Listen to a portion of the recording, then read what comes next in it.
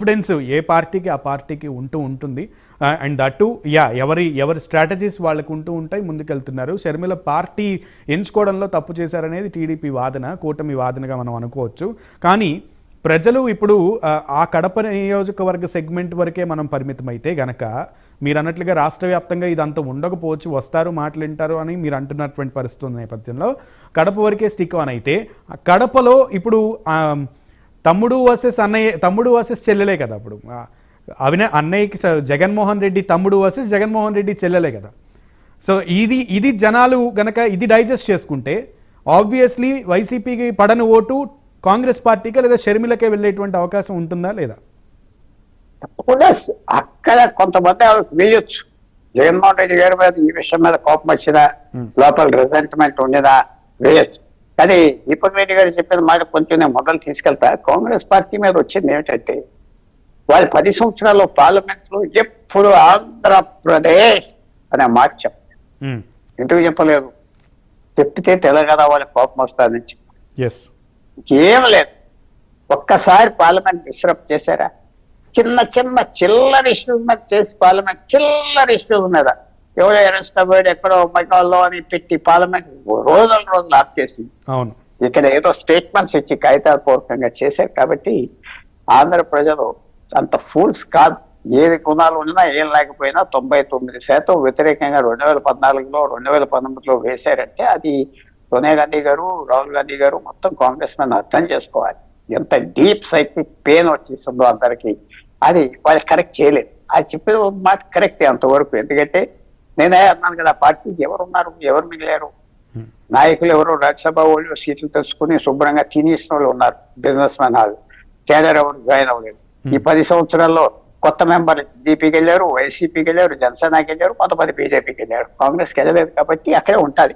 మీరు అడిగిన ప్రశ్న, ఆమెకి అక్కడ ఎంతవరకు సెంటిమెంట్ వచ్చేస్తుంది, ఆమెకు ఓటేస్తే జగన్మోహన్ రెడ్డి గారికి మంచిదా? ఎందుకంటే టీడీపీకి పెరగదు కదా. జగన్మోహన్ రెడ్డి గారి మీద కోపం ఉన్నవాళ్ళు ఎంతమంది, 2 లక్షల 1 లక్ష, ఆమెకి వెళ్ళే ఓటు అంతా జగన్మోహన్ రెడ్డి గారికి బెనిఫిట్ ఏమో, యాంటీ ఇన్కంబెన్సీ ఓట్.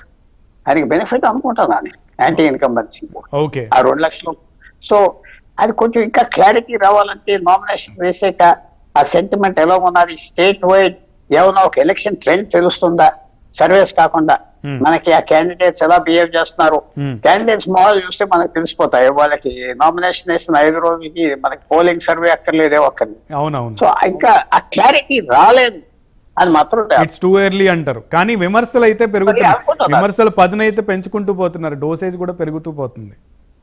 అదే అవన్నీ మామూలే. అది మరి క్యాంపెయినింగ్ ఎందుకు చేస్తారంటే ఉన్న ఓటర్లు పారిపోకుండా ఉంటారు. బాగా తిరుగుతున్నారు, లేకపోతే వీళ్ళు హుషారేం రోజు రోజుకి పార్టీలో చేరేటువంటి వాళ్ళ సంఖ్య కూడా పెరుగుతుంది. పుల్లారావు గారు, మీరు చూస్తే మాజీ ఎమ్మెల్యేలు, వైసీపీలో ఉన్నటువంటి ప్రస్తుత ఎమ్మెల్యేలు అందరూ కూడా పార్టీలు మారుతున్నటువంటి పరిస్థితి ఉంది. టికెట్ రాలేదు అన్న ఉద్దేశంతో, ఆ ఆక్రోశంతో అనుకోండి, లేదంటే అసంతృప్తితో అనుకోండి, ఇప్పుడు పార్టీలు మారుతున్నారు. అందులో కొంతమంది కాంగ్రెస్ పార్టీని కూడా ఎంచుకుంటున్నటువంటి పరిస్థితి ఉంది. ఎలీజా కానివ్వండి, లేదంటే ఇంకొంతమంది కానివ్వండి. ఇప్పుడు ప్రజెంట్ పి గన్నవరం నియోజకవర్గానికి సంబంధించి సిట్టింగ్ ఎమ్మెల్యే కూడా కాంగ్రెస్ కండువా కప్పుకుంటున్నటువంటి పరిస్థితి. దీన్ని ఎలా చూడాలి? ఆల్టర్నేటివ్ కాంగ్రెస్ పార్టీ అకామిడేట్ చేయడం కష్టం కదా.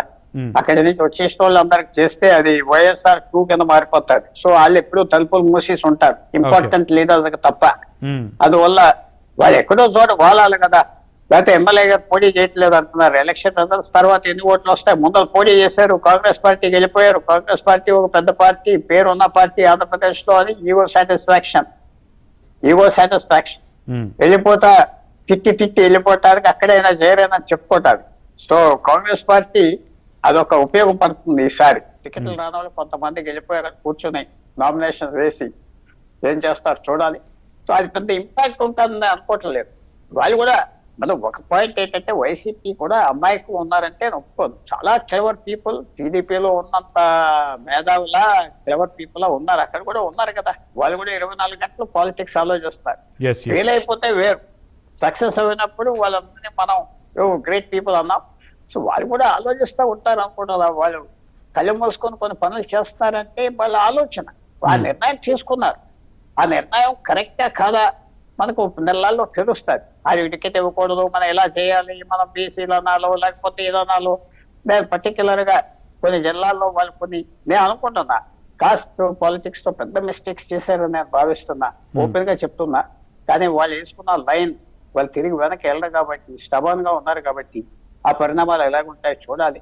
వాళ్ళ స్ట్రాటజీ వాళ్ళకు ఉన్నాయి, వాళ్ళు ఇంటెలిజెంట్ పీపుల్. మిగతా పార్టీలో ఉన్న వాళ్ళకి లాగా వాళ్ళు కూడా ఏదో ఆలోచించారు ఆ స్ట్రాటజీ. అంత ఈజీగా ఉంటారా పవర్ అనే